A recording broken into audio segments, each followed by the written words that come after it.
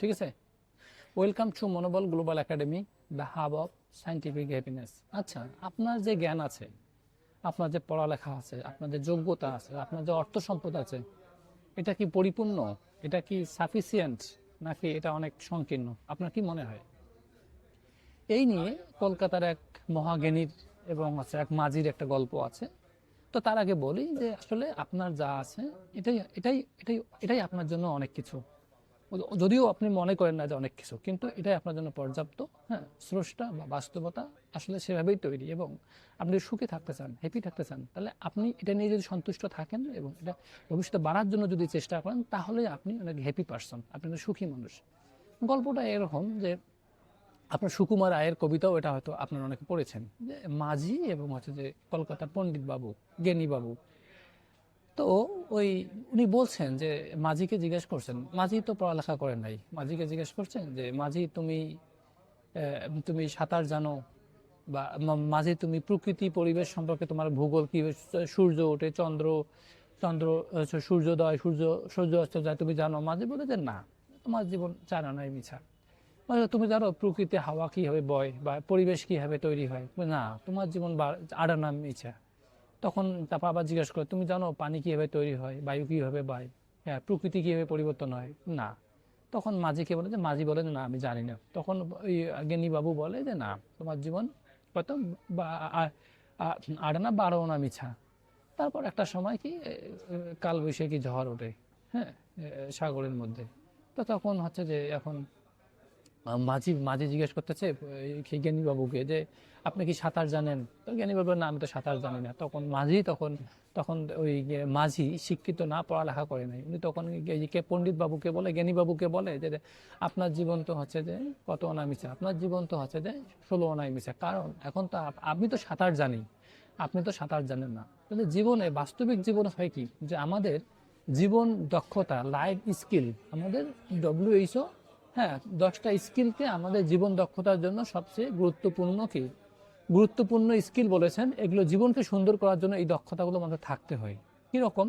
নেতিবাচক পরিবেশ বা, হ্যাঁ, অ্যাডভার্স এনভায়রনমেন্ট বা প্রতিকূল পরিবেশে বেঁচে থাকার যোগ্যতা। আমরা যদি মনে করি যে প্রতিকূল পরিবেশ আমার পক্ষে না, আমি এই পরিবেশে বেঁচে থাকতে পারবো না, কিন্তু কথাটা ভুল। হ্যাঁ, প্রতিকূল পরিবেশে বেঁচে থাকার জন্য আপনি, হ্যাঁ, আপনাকে, হ্যাঁ, অর্জিত লার্ন বিহেভিয়ার শিখতে হবে। আপনি এটা জন্ম থেকে পাবেন না।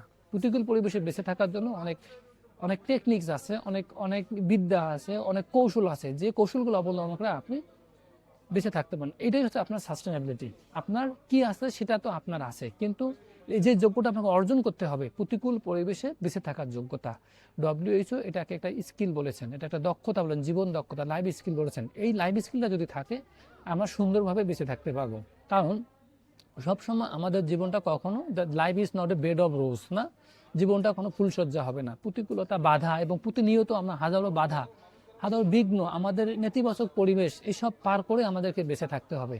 কেউ কখনো আমাদের নিজেদের দায়িত্ব, নিজেদের অর্জনকে আমাদেরকে সবাই তৈরি করে সামনে এনে দিবে না, আমাদেরকে অর্জনটাকে ছিনিয়ে আনতে হবে। তো এই কথাই যে, হ্যাঁ, যে জীবন দক্ষতা, আমার জীবনকে সুন্দর করার জন্য যে দক্ষতা আমার দরকার, যে জ্ঞান আমার দরকার, সেটা যদি আমার থাকে, প্রতিকূল পরিবেশ বা স্বাভাবিক অবস্থা যতই খারাপ হোক, আমি কি এটা পার হবই। আপনারা জানেন ব্রাজিলের যে প্রেসিডেন্ট ছিল, হ্যাঁ, ডি সিলভা লুলা, উনি কিন্তু, ওনার জীবনটাও একটা মারাত্মক একটা আমাদের শিক্ষণীয় ব্যাপার।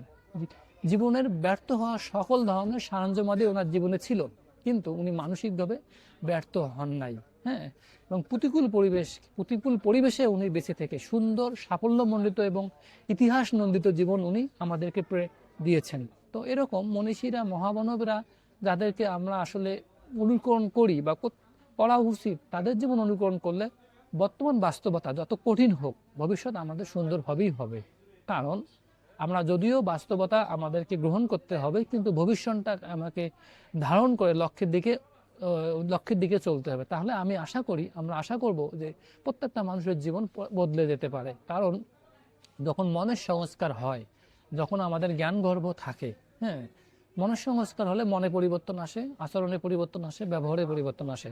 তখন একই মানুষের ভেতরে অনন্য মানুষ হিসেবে ভালো গুণাবলীগুলোর উন্মেষণ ঘটে। আর মানুষের এই জিনিসটাই দরকার, এই পরিবর্তনটাই দরকার। কারণ 2024 সাল আর 2025 সাল একই রকম মানুষ হলে, একই রকম থাকলে, শারীরিক দিক থেকে অনেক পরিবর্তন, রাসায়নিক পরিবর্তন হওয়ার পরেও মানসিক দিক থেকে যদি পরিবর্তন না হয়, ওই মানুষটা একই রকম থাকতে আমরা কখনোই পারবো না।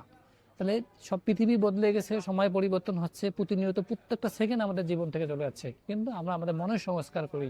মনের ভ্রান্ত ধারণা, কুসংস্কার, অন্ধবিশ্বাস, নেতিবাচকতা, যে অনীহা, এই বিষয়গুলো আমাদের যত জীবন থেকে দূর হবে, তত আমরা প্রাণবন্ত, সুন্দর এবং সাবলীলভাবে সুন্দর জীবনযাপন করতে পারবো।